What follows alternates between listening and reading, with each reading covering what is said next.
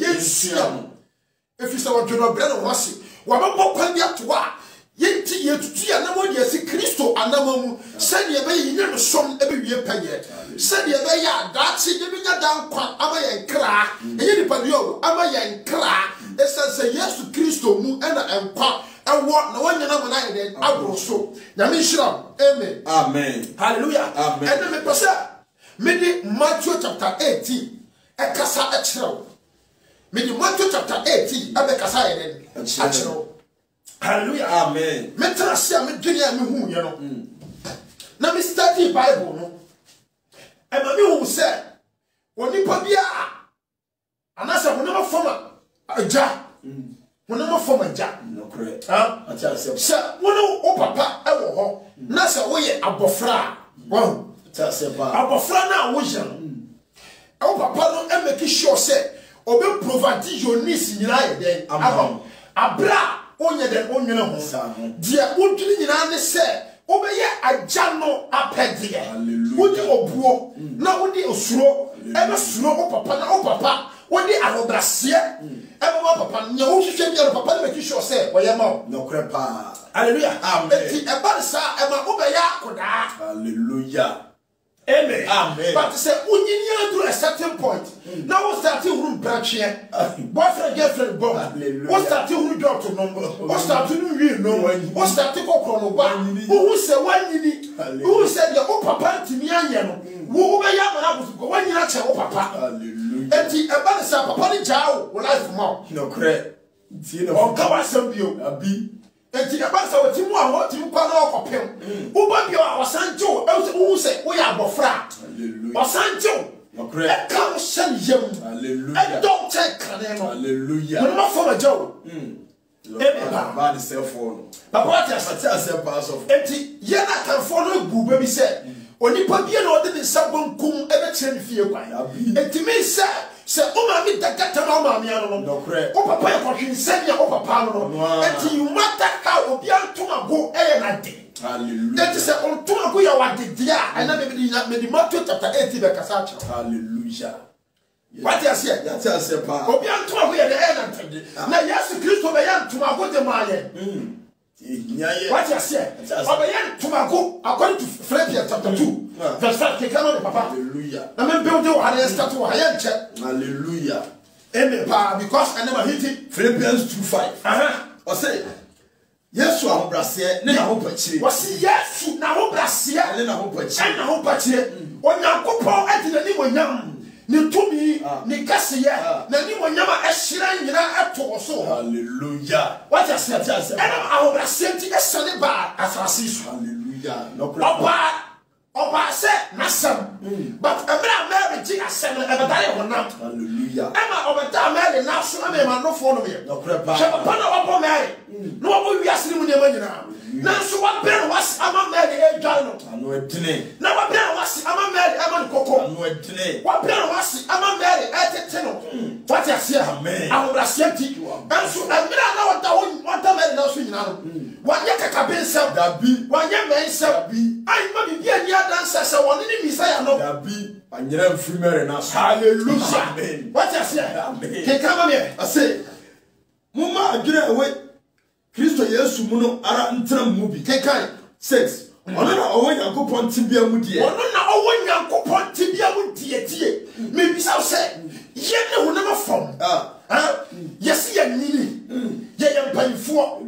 ye wodibre ye wosika ye wahunya die ye wodom me na masoro so me na me head pastor tio wase ona owo dibre say ono na owo Yankopon tibia mu die na nso wanyina so kete tio opo ni papa wo yina no wanyina so kete se oni Yankopon wanyina ka ben sam ni me Yankopon ye pe but oto ahobrase ba fom ama ni pa ye ne se atenja de ama obeye te se acheche no krepa obeye fi obeye sukoko obeye adia faso ye den enni so enso na otim pa o ahobrase tia hallelujah aso enna asofo panifo nsafo panifo asofo nkoto ayaba enipa muade ye sika ye fi se ya ne mo ye beto so urade mu ye mobo Just a million to form. Enemy down over 7 Cassatron.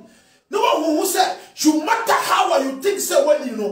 When you come to Christ, you are under him. When you come to Christ, you're still young. Whether you are 60 years, whether you 90 years, someone who say, oh, yeah, I saw him your own copy. As I saw him in pay for call, and Kodana alcohol. Mr. Niba will not pay for call, so him your Kodana. Hallelujah. I say, now so when you ask you say only a good point of pay. 7 or say no more 20 home pay for a quatibia to an so. Show, Shady Power do say. Now what did he mean in a 2 hours for him? Now what 2 home pay? I'm for aqua. Let us say aqua. You say, what we are useless. Aqua, we are question. Aqua, to say. A fool. Hallelujah. Let your fool young question Juma without no pay. When he said, when he took me Pia, but yes, one fan, one of no crepa. What I say, a fool, and Yamida fool, or a young question Juma, and the Kari, we are singing our pony. Let's we shall come like this, sir. Bonnie Bianin, there be a woman of battery so. Tio, me no Kenya Sassam there. Tipa. Me pasa me study Bible. Me no ni papa ni bia wa call so him. That be. Opa check from Genesis to Revelation. But then when I catch say, or so him yan crab by for dia. That be. As it say you we ye Nyankopon ye wona se. E ti obi a wo nyame asibia no wo ya abofra. Hallelujah. E ti say wona ma fam. Oguso fio papa. Daddy, now you from mommy. Now yes, you give them that maximum respect of your parents. How much your creator? Hallelujah. And then I dear my own. Yes, hallelujah. Amen. Me say, so what your wish are near my way, near my school. Ye know, dear, and your womb, a belly dear, the anybody say, yes, so Christo. Now, see me a day yet in you do, ye now hear me and my crappas of Keka, one of course, or say, I say, number or 21 pine, Keka, far aquatibia to an also, Keka, Dane Nipa and Sasso, Keka, Nasa, yeah, not your fire, who say, or Nipa, 8, or bread and was say, yes, it's here you could see, oh, womb, Joe. O brand wasi Yesu tie enti nyame ba asase so no wa fa animunyam na agba ne bo dabi wati animunyam nyina ma na cha e wo se wa brand wasi e de ma na ja asoma ya soma no se o meyi ni pamfiri ankosum ya wida ahobrasia wa wo timi nya den emeni so dabi jasemi hallelujah na wa shenyami di bre senyami ama the level to Nipa level. One for the Katabin Sama to hop. Now I have Katabin Sama. Nanka want to be my dear. You'll be a who could be Johnny. But what is so prepared? It is a boom of your Potama. Now, so opposite, but them no man are there. What's will be able to say with them? Hallelujah.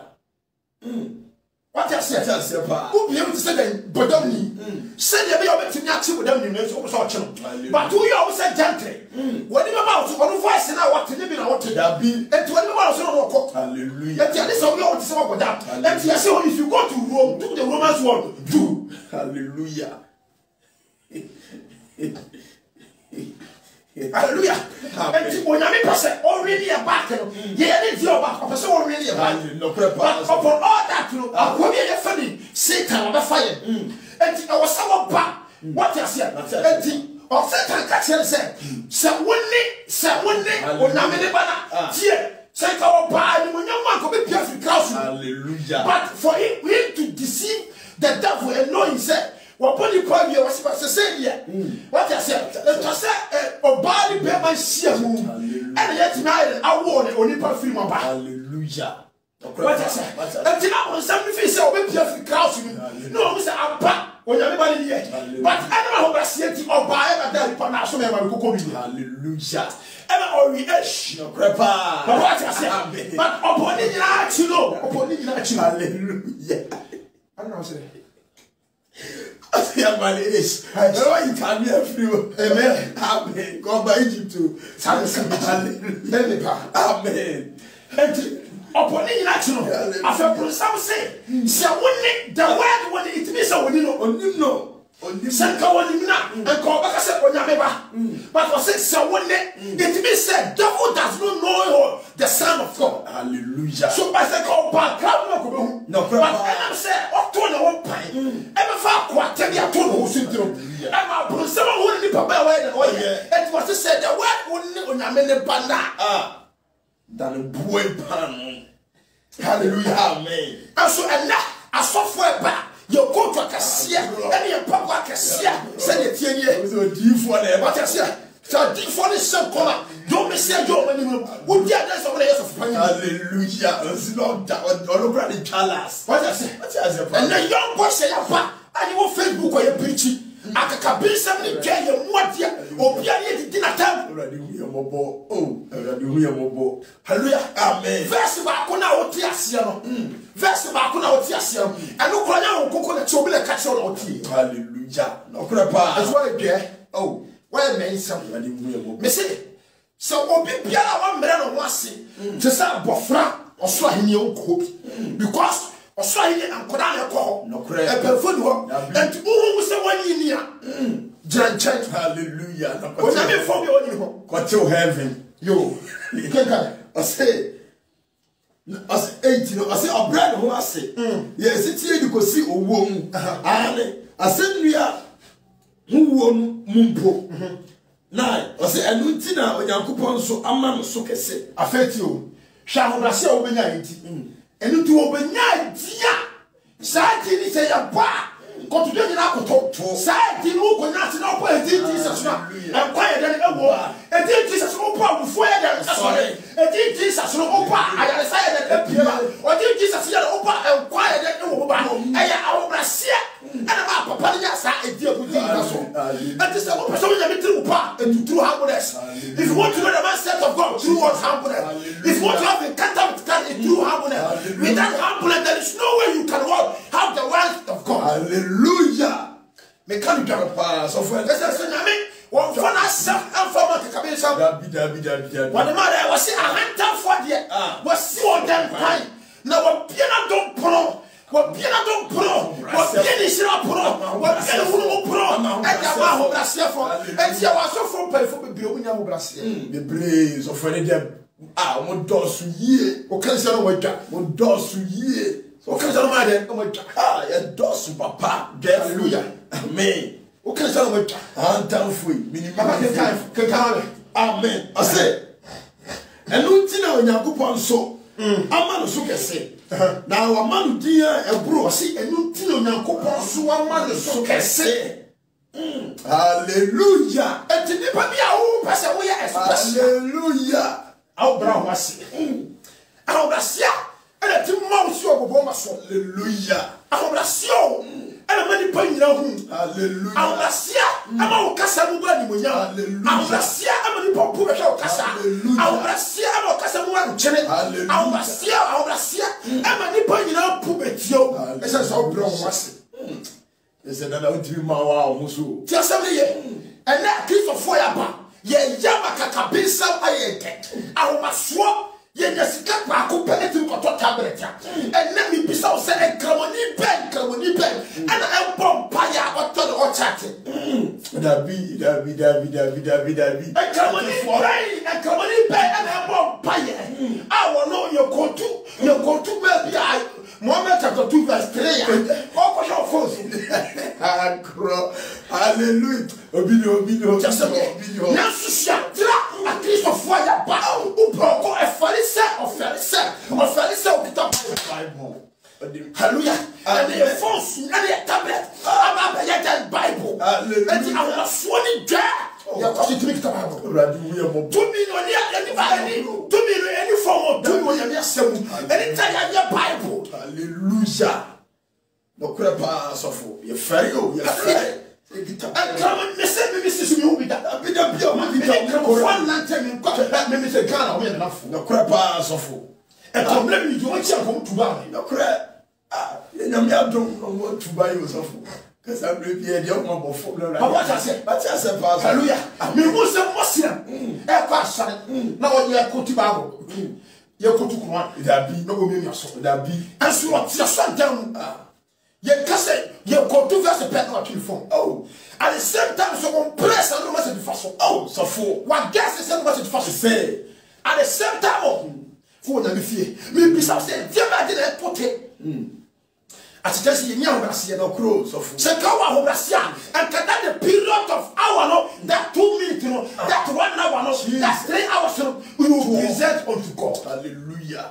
For Kobusundan Gromudi for not to fear. Tiasemi. You present unto God. It's a media when you do. Missing a man when you wicked. Missing Papa when you wicked. What Namia or Donna one of Donna?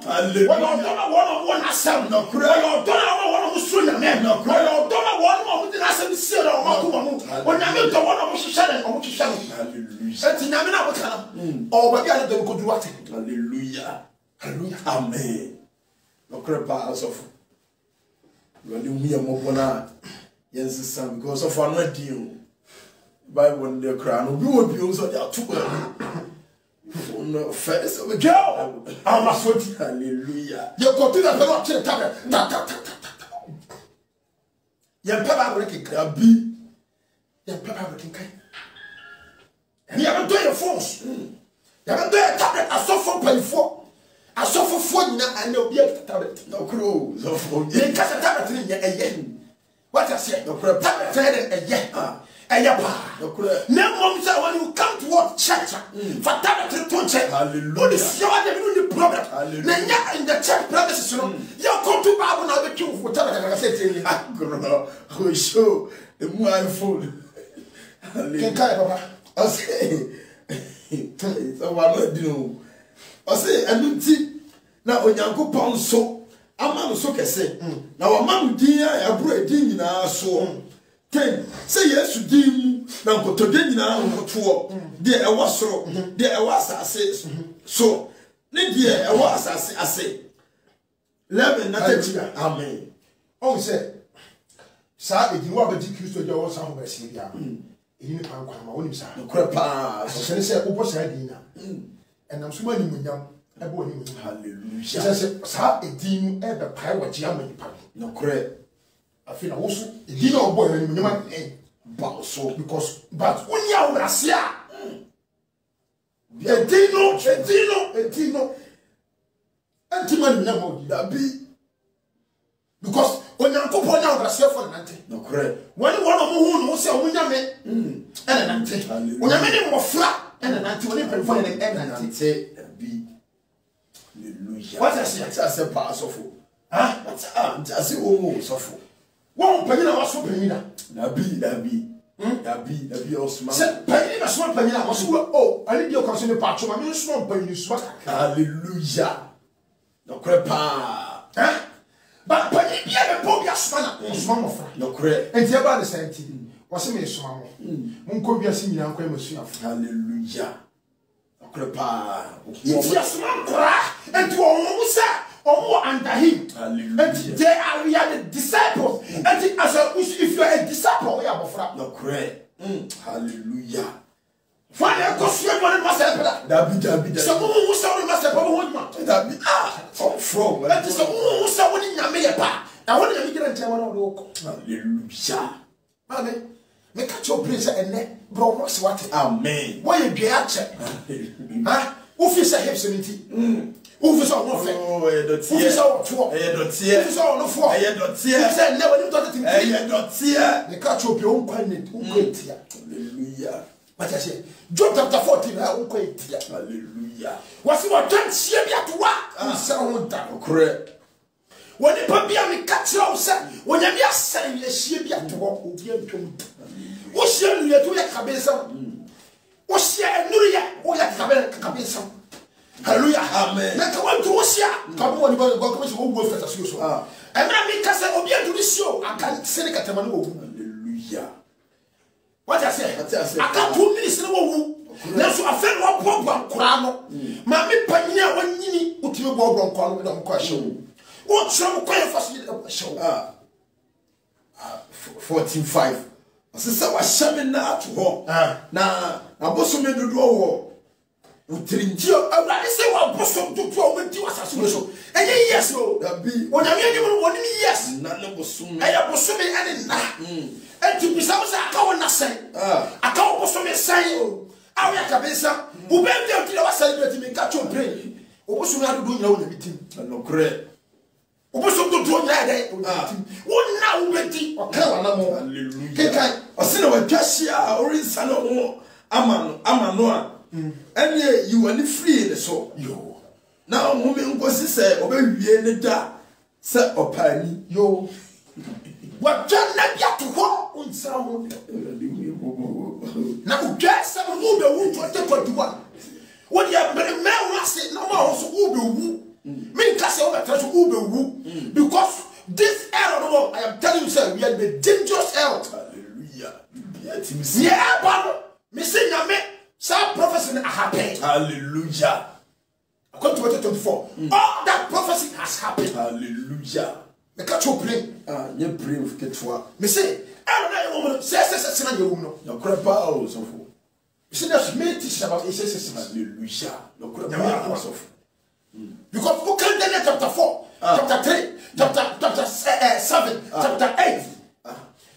Adia onyamina no hu mi kire da nyina no a happy one so for abamu that's mu hu ye ade se wonu ma onwo nyame hu ade se wonu mo ti Kristo ase ade se wonu mo bra mo ase na wa dani tiri po e de mo won no ka kire me ma hallelujah mama me ka cho se ne wo ya kura ana ye bani hu se wanyi hu wale nyame won fa won ma fa hu hwi hu da bi ade nyame fa hu nyina ane kra hallelujah. On foot, you know, a bee, so what did a bee, so I sat so I see fear, so I talk, I didn't find shit. I tell I didn't find and so cry and first so I did with us all you. That be share.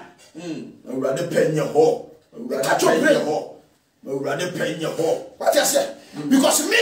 I have a car home, that be, never did power home, that be, never did car, that be, and now to my home, I never could pack and I get a home in a man. Hallelujah. Oh, and I mean, Mr. Can come. Because probably calling me names, never fear me, your crab. We've been common more. Hallelujah. Call me names, me call me to my back because everything up back in perfume, no crap. And to say, when you're couple of what said in war. Let me be so say, how well are you prepared to meet your God? Hallelujah. How well are you prepared to meet your God? Hallelujah. And so, have you prepared to meet your God? You only probably be at your Sunday 24/7 and so many will get it. Then you miss my catacity and you do pone. Yes, your Sunday, you young papa, or some food jump up to pretty and so. Then I come and take. Oh, now what you want? I saw him back to one and so I want to more of your home. Hallelujah. So for I keep on some people manners. What did I do? Body when it tip of so good. Yamika Santos hallelujah. For a commando. Fully put your hallelujah. A commando. Make me so say. Or so for what people are command. So for what people are command. I saw him what people are command. Hallelujah. Maybe so. Say come on, say come brother say Christ and come on a call. Hallelujah. When Christ did, who can tell you the hallelujah. When you Christ will tell you as I said what Christ then I said maybe so how many years in Christianity, how many years in pastoral work, how many years as a safumame, and so yes you keep money. Hallelujah. Hallelujah. Hallelujah. And I saw for you brain you know what I said, me I see you what I said, yes, you are going to sweat cabin, all because they are so for, all because they are deep for, all because they are teachers. Already we are ball. Just a minute,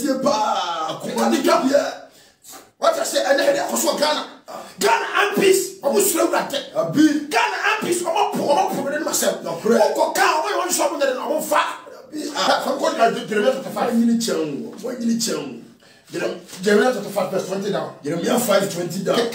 I say, Jeremiah 5:20. I say, Onyankopon born in Crowfo.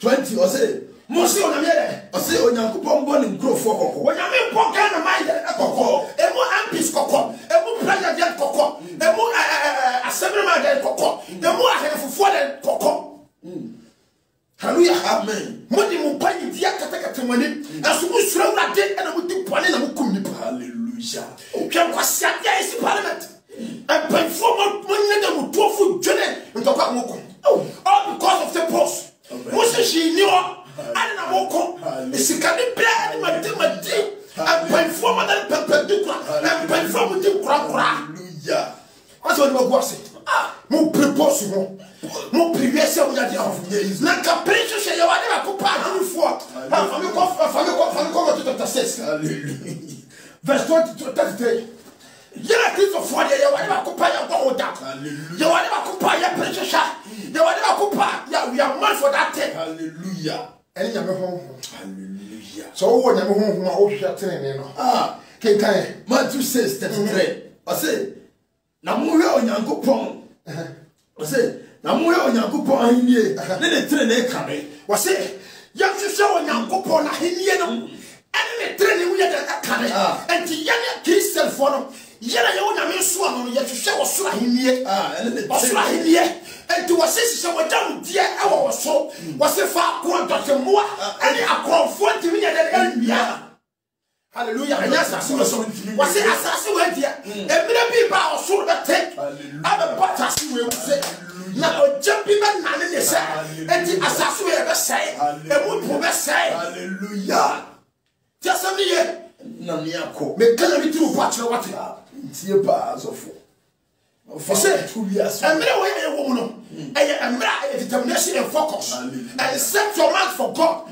whether good or bad look forward don't try to look back don't be like Lot's wife hallelujah yeah without determination won't me because I feel that tribulation never back me say emu anwono hallelujah na so wo gyina ma na so wo mu awurade a ɛda ɛdi akyire wo nkwa amen wo anya so amen wo ɔtwo amen wo ko tete dan kwa ɔhaw ni ho amagye no ɛwɔ Yesu Kristo mu wa amen me ka fo Yesu ma hallelujah kenka papa kenka Matthew wena kenka Matthew na ase na mo hwɛ Yankopɔn ahenie kenka ne tire ne kane na wɔde yɛn nyinaa bɛka mo ho 34 enti mo nyini ɔkyena ho na ɔkyena no ara bɛdwene ɔsɛdwene ne ho enti ma yɛ nyini ɔkyena na ɔkyena bɛdwene ne ho asekyerɛ sɛ onyame ne adekyea na hallelujah to adwene ne ho tada enti obi bia wo yi na me ba no ɛyɛ nyame responsibility to take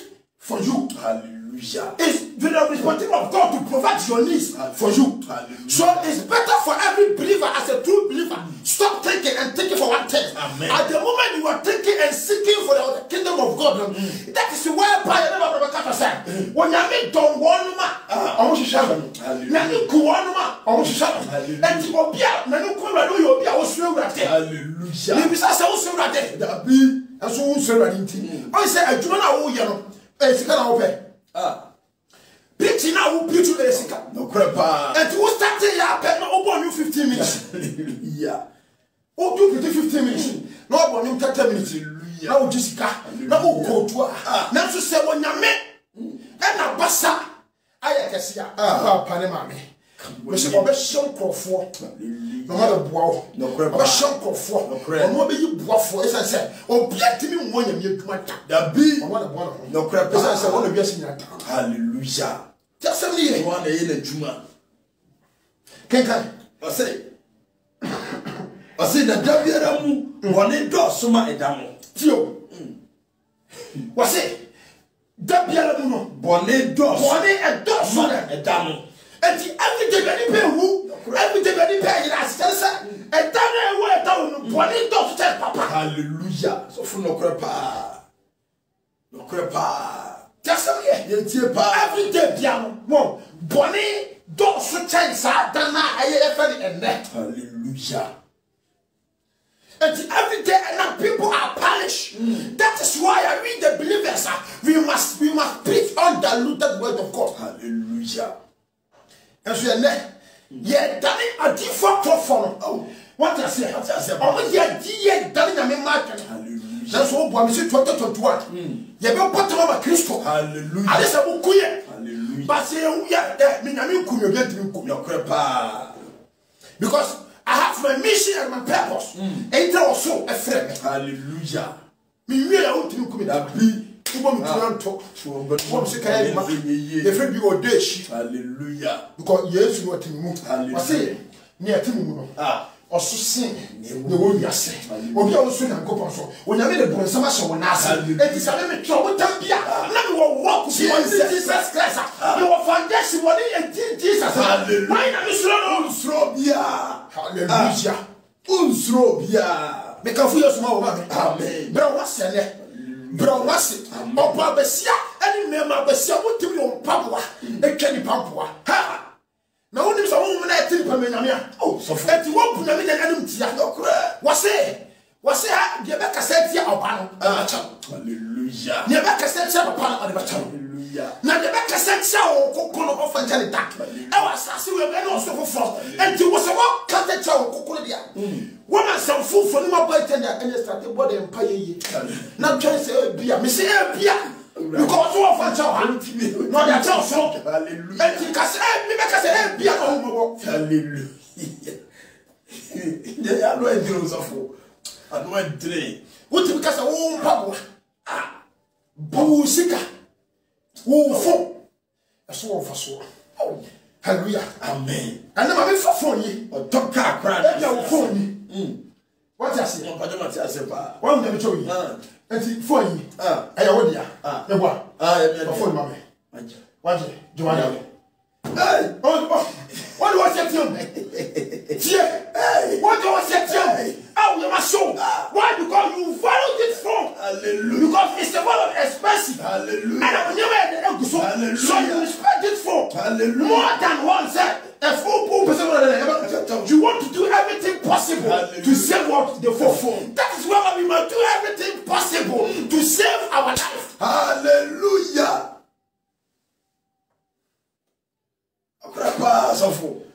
All the mature follow your phone, grudge and quantum. For no, go, you say, I control.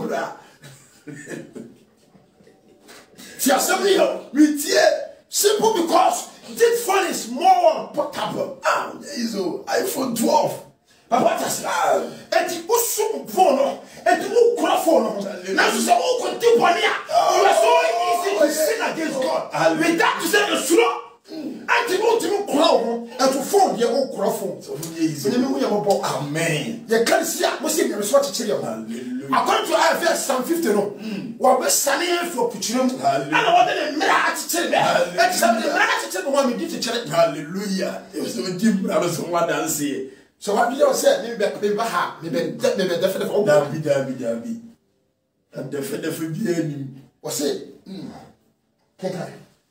I say, I say, Bonnie, I said, the beer, Muno, Bonnet, Dossuma, and down. But you see what I said, the beer, Bonnet, Dosson. My family two verses in the one. I'm going to make 5 20. We like Matthew Honor. Let me point. Matthew 8. Jeremiah 5:20. Think I say, when you go on board and grow for Coco. I someone can hear you go fear. I say, me more can before Coco. And one for Coco. And one president Coco. And one CEO for Coco. And one teachers Coco. And one lawyers Coco. The candidate. Amen. Tell somebody else. Tell somebody it's me Boko. When they are so for Yan and Juma. That's why the security. Yes, we are dead. Yes, sir, for Fed. And massive German sound. And dinner over cannot credit. And the Yaman cries of Kuni. That's what I say. No problem this year. No problem what don't still. What you chill? What you chill? What I say? And that only says a question. Yes, a question. Genesis chapter 6 verse 1. Yes, I quite you. Genesis 1. I say nipa ne bone. I say na nipa free. I say nipa free. I say do so asase so. Na wo mama ma won no. Yankopon ma hu nipa. Mama say won ho ye fe. When you go ma, and when nipa ma se, omo ye den ye fe. Nipa ma aye bresa ma. Hallelujah. No crap pass off way no cre. Nipa ba e bresa ma. Enti adena bresa ma. Awu Kristo ma. Na ansa ma dwen ama Kristo. Na Christ mama. Enti mo bresa ma e mo kon don. Hallelujah. And that's like Jesus ma ye. Oh, na di mu ye mo bo. Enti was in the same thing mo tani pop. Yo, hallelujah. And the another probably promoting God's spirit. No crap. As Jeremy said, oh, Mama, we are seeing your wood. What I said, I said, no, we are seeing with your man. Then you probably are going to be a what draws and go on them. How for the Janet Besson, Udia, that's said, Udo phone, Udo car, 4 years old. What I said, Udo TV, oh, Udo Sika, Udo Wajuma. Tell me, you was in my bread. If you cancer powers in my bread, oh, if you have something if you have my bread, oh, I transfer down 3 good hours in bed. Oh, what 1 hour shut up? So far, check. This was what promote. Hallelujah. Or chat it, or yeah, appointment at all. Preach you, caution. I feel on the bread. Oh, yes, and I saw from our channel. Shape pictures. Oh, chat to the no. So from our channel, hallelujah. You come in the oka. Okay, who the oka? Because the people pay to fear there. That's what we are ready to be. As what will be our so about from no crew. Keka, pictures like a seer you. I say, Treno, I see now a radical say, the whole rent now only Pamu sit da.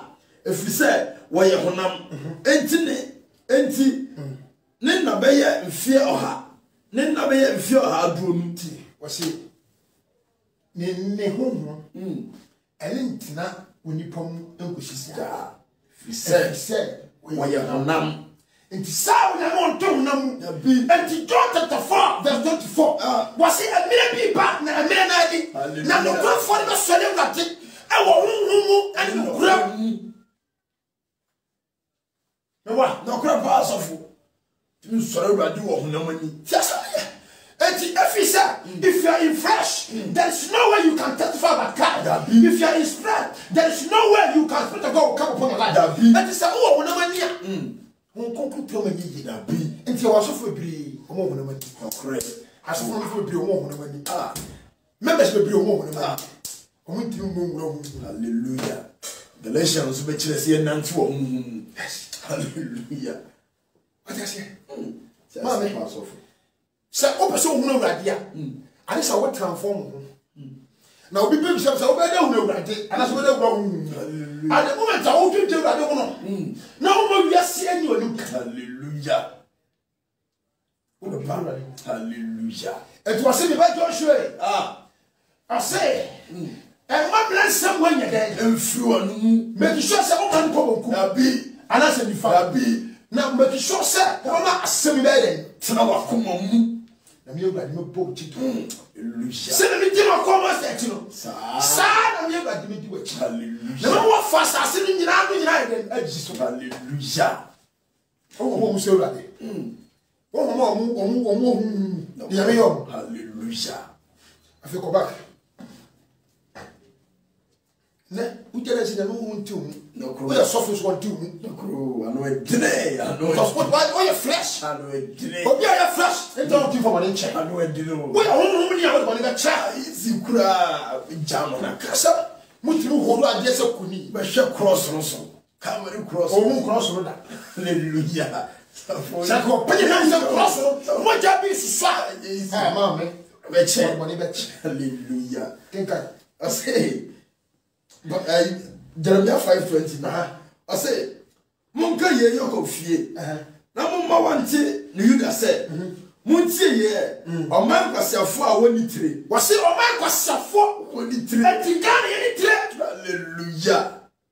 Eizo. Woni tire.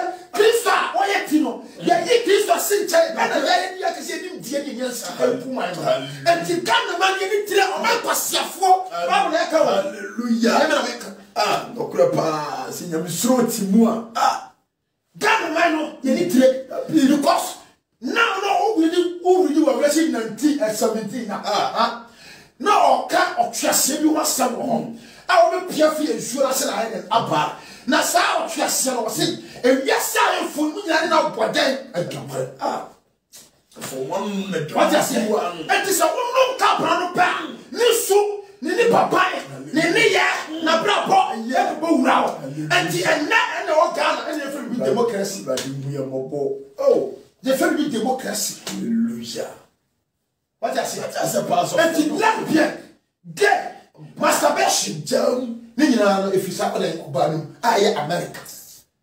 And now one okay, Kura America, because now Kura America are through all your India, Muba Russia, Oko, I more Sasa music song. Is you as $10. No pass of the market. Don't you believe beer? Is you what I say. And the Pope now, your Pope, Pope, our tree, Italian. German for America for you, our own sign that.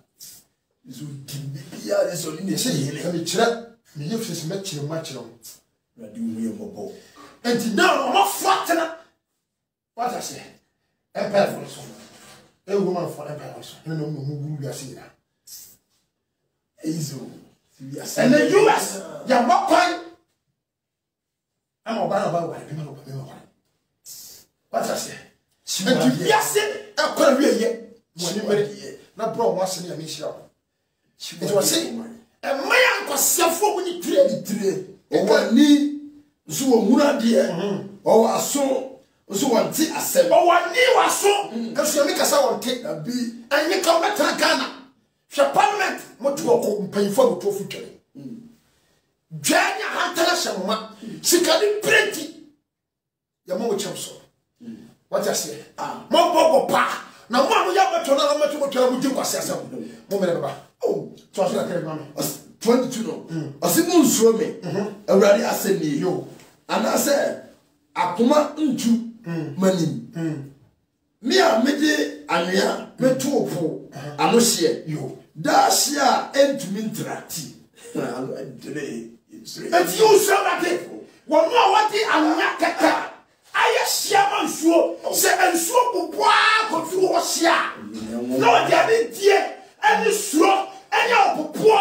I'm a young couple say when hallelujah. Now so I said to Tawaro was a man, hallelujah. So for dying a punching come a fool when you get the car. Now so me mama only one went to know. Is any boy in the way for when I made the common and yakete? I share among you and to Pupa was it? I had a woman in doing not the dear. I'm a new what the dear? I'm a creator. Hallelujah. Now, so what the old boy because of a show more? Correct. No, I can't go on 7 before. Correct. What you are so damn now with disco light. Hallelujah. Who go and pimples and pumps that in different colors. And to a rumble. Hallelujah. Hallelujah. Amen. What I say? And to what you are to so damn. You can't tell me. Correct. What if I pass over? Bro, said you said, and to say, someone can't pana, hallelujah. Media Macassa Patro, no cracker woman, no crapa, come in here. I will let someone can't plan or so, or me, no crapa. Some of them come up from Hallelujah. And so, what you did, dear, no poor, I'm a young hallelujah. 7 young children who do have some coach. Hallelujah. Nakagana can swear you off. Oh, so no what? No, bro. Yes, you do a sort of boba. A boba do I say, hallelujah. I saw as one day, bro was it. And swear, and swap was a Christian. How much you pay? Are we in the sasso? And so in sasso, and near in sasso, and one in sasso, and so many to tear them. I'm not that day. Nipa dear, so you pack over city. Hey, mammy. What? Contribute to the 2 verse 19. Jeremiah 2:19. I say we are Jeremiah 2:19. I say, O body back to us. What's the name of What's the bonny bet you are so? Papa Chos? And we were bonny bet you are so. Now, on Sunday, actually, I say, well, bonny bet you are so. Now, on Sunday, actually, now, I say, Ja, what Ja, we are doing Uncle Pong. Name a home, I wouldn't hear no so. Abane, Abba, ne a rare walk tea. A radi asafo, a radi assembly tea. Say the one shoe where do Uncle Pong. Bonnie bet Chouasson. Say the one then one shoe where do Uncle Pong tea. Bonnie bet Chouasson. What I say? Was the answer fit as yen so? Was the awful trust up? Who more fast who trust? Answer. And all answer, I'm one. Hallelujah. And to appear winning a million saloon quack, No crows of fool.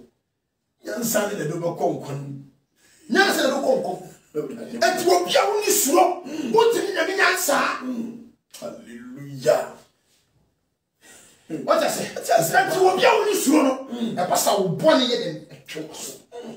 So for a coso, Ha! You will put along with the one. A 1 hour course, and now you course up. There's a cassa normal. Now you course up. There's a cassa normal. When you mean ma or hear man and muscle, That be a bet, a true mira, ne ma.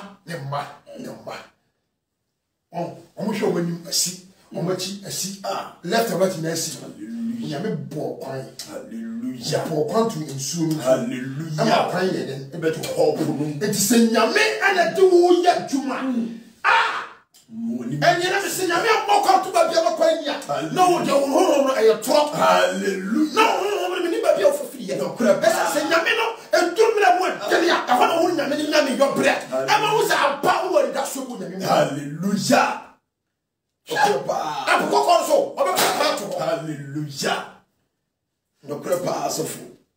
You be so sad. Never make it out. Never buy out now. What don't open now? Yes, now make us a money with you. Come in and cover bones. Hallelujah. See, you know, Brassy, also, we made the last position like a one, no pong. What I say?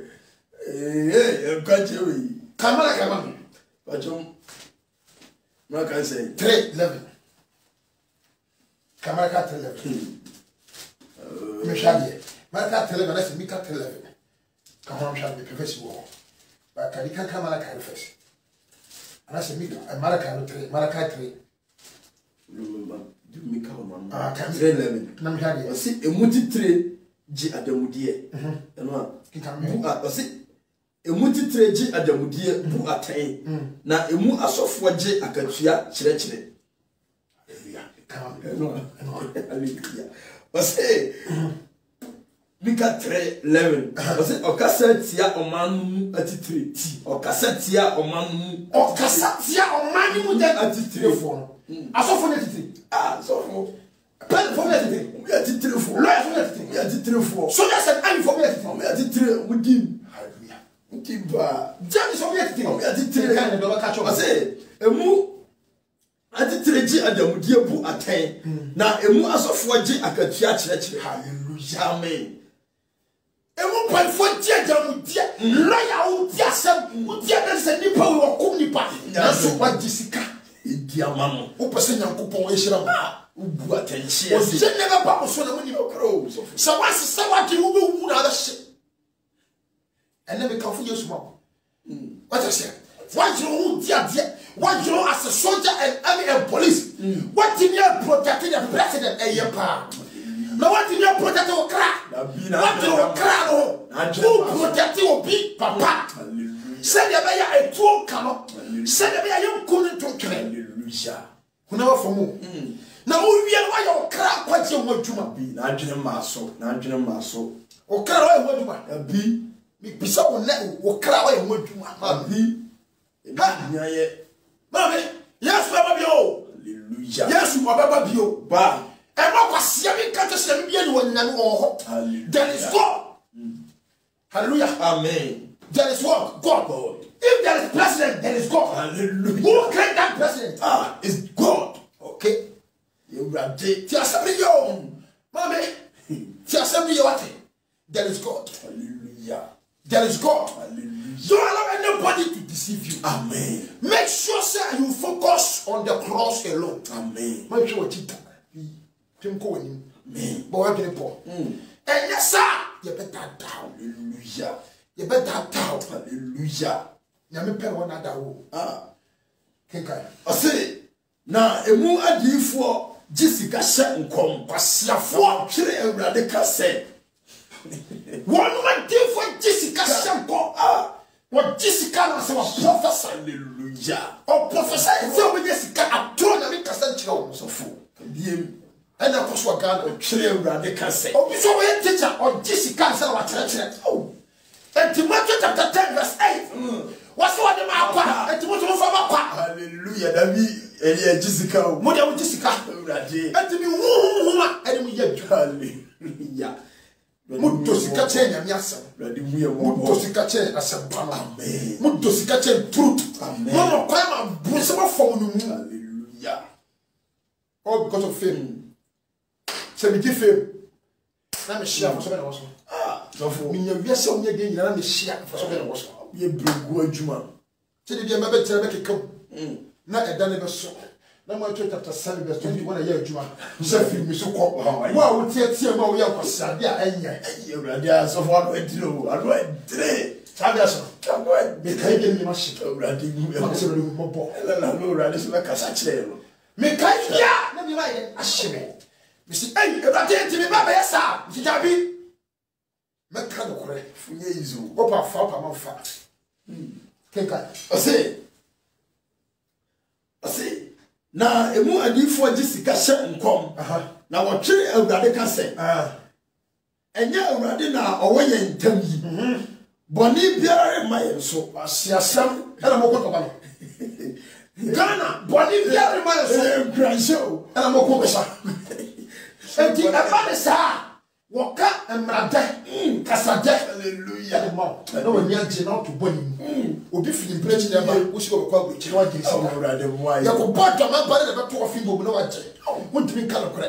Wo dia na se we ya hyewo we ya krofo. Enso sofo pa na obetu so duo na wa fa. Wontimi mo pa ya ba. Wontimi kala kora ko kala kora na joba be shutu oku. Hallelujah. O first kala kora so ma bie. Me dia fa fa me fichire. Da bi. Wo ya mesle didi wa tama. Hallelujah. Se so sika timi hwem ya me ena hweme. Hallelujah. Onya me se dem ko dara wa je nkra. Obi ka. Da bi woni hweka. Omre na so. Amen.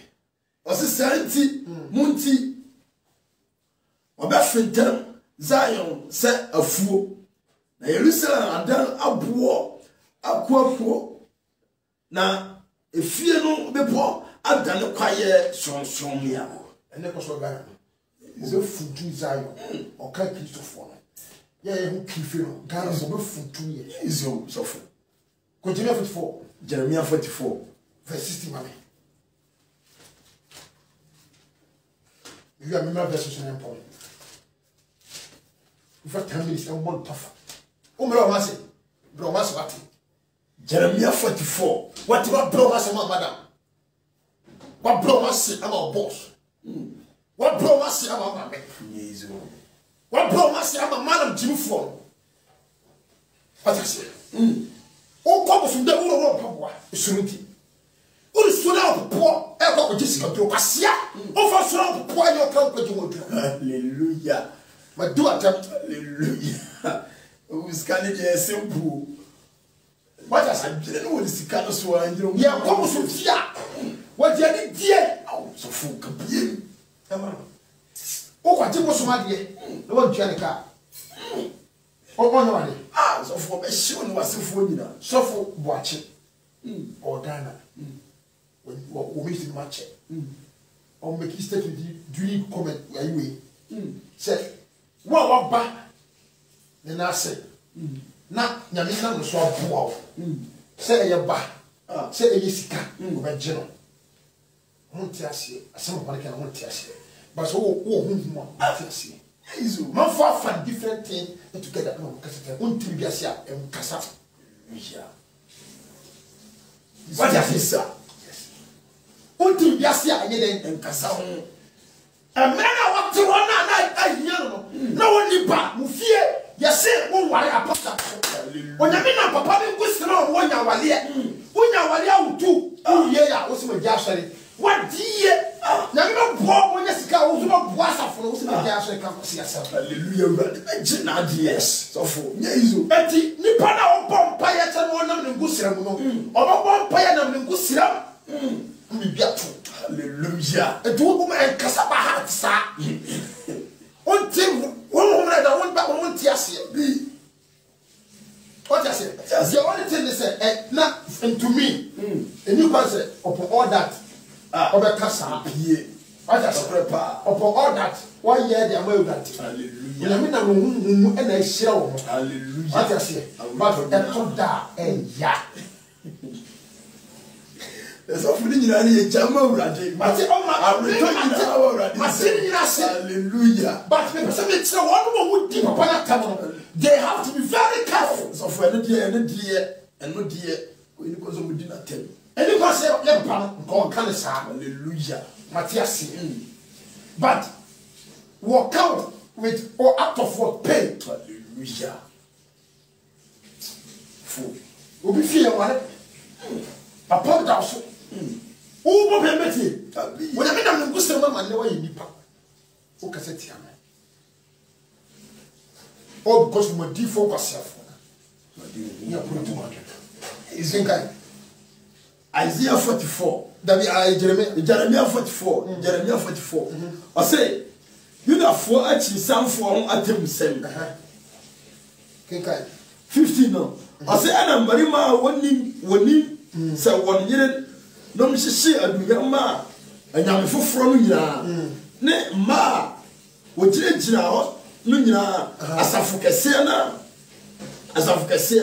na ɔma wɔte Patros Misrim asase so no nyina bua Yeremia sɛ 16 asama woreka akyerɛ yɛn awurade din mu yi yɛrentie wo ɔsɛ ɔmɛre yɛbɛtie ɔsɛ yɛrentie wo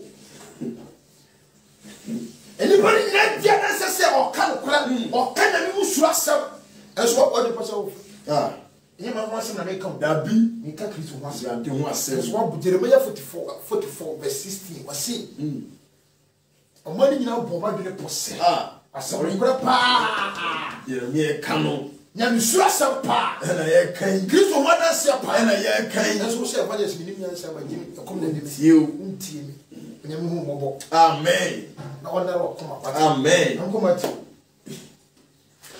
18 Matthew 18 happy one bra ɔsɛ ahobrɛaseɛ ho nkyerɛkyerɛ ahobrɛaseɛ ho den nkyerɛkyerɛ ma me ne papa ɛmfa wo obi anim tia da hallelujah ɛmu obi anim tia da do nipa amen hunu kasa ɛma wo sika ɛbɛyɛ pra na ɛbasa wo ɛgyimfoɔ hallelujah woma pa ma wo sika ma ɛbɛyɛ pra wobɛte sɛ ntateɛ hallelujah ɛsrɛ no wadi fa ahobrɛaseɛ ɛnante amen nante ani firim hallelujah na nyame bɛfa so ahyira wo amen brafo baabi a wotene hɔ nyɛ ɔtena bi brafo wohu sɛ hɔ nyɛ ɔtena bi ɔbɛfo wo nyame ɔbɛkye wo no bɛyɛ ɔkɛsɛ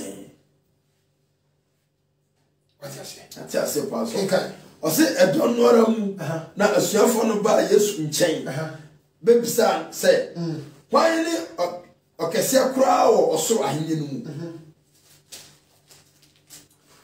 ɔsɛ na Yesu frɛ abɔfra bi de no bɛgyina wɔ fifini na ɔka sɛ nɔkora mese mo sɛ monnane na moanyɛ sɛ mmɔfra a morentumi nhyɛ ne ɔsoro ahenni no mu papa ɛhɔ na mepɛ wɔse ahobrɛaseɛ ho nkyerɛkyerɛ ɛntɛmpalara no asuafoɔ no bɔ twi ɛkɔ Kristo nkyɛn ɛkɔ bi kyɛ sɛ wɔluma na yɛn a yɛdi w'akyi yɛmu wan ɛne yɛ kɛseɛ hallelujah na ɔse ma memfrɛ akora yi ma me hallelujah na mo a mowɔ ha nyinaa yi yɛyɛ kɛseɛ paa ɛne akora wo hallelujah ahyehyerɛ sɛ akora nim ayɛ aka dabi akoro akora nim sɛ wɔde biribi hyɛ ne mu dabi akora nim sɛ wɔabo no What is what you did not tell? What is what I said? Oh, Bruce, see, I was an she am being and the son of Christo Passa, Yana yet you for Yana so for some pacaf. And to say, oh, we do what I can show me. Oh, you poor and so show me. And your Cassa, Germany Kappa, yet, my German Kappa, you flew to here. Random way. And to the people of Pacific, because I cried dear website you for. And to open a new one was what in some panel. I hint my 11, hallelujah. What was that? 24. Was it? What the some panel I hit that and then some more. And I want dinner yet say again was for Lucia. And to Yamias our family default. The big one might you for hallelujah. When I won't perform, what the man cry? What old bro was to Mammy, bro was what? Hallelujah. Make my Lucy, amen. Make my Lucy, bro was it, amen. Why a man so much? What for color bob? Hey, what did I? What you on social media? Now your photo shoot. Now, photo shoot or tobacco job. Hallelujah. And then you do swore. Oh, and then all of us swore. Now, what's your baby so? Hallelujah. I mean, kiss always young Kuno. Now, Freddy, I'll do 3 boys singing out swallowing wine and Ada. Oh, wouldn't be a show Kuno, no crows, wouldn't be a show yet. Oh, but I'm going to pass a car now to know your pop. And you're pass of Kuro. Amen. Who are called Kuro? And you're pass of away. No crepa. Tiria, yet your pa. Miss Lena, Miss Omo, be a amen. Now, wish your bearman, not bearman do coffee. Oh, as my friend in your offer.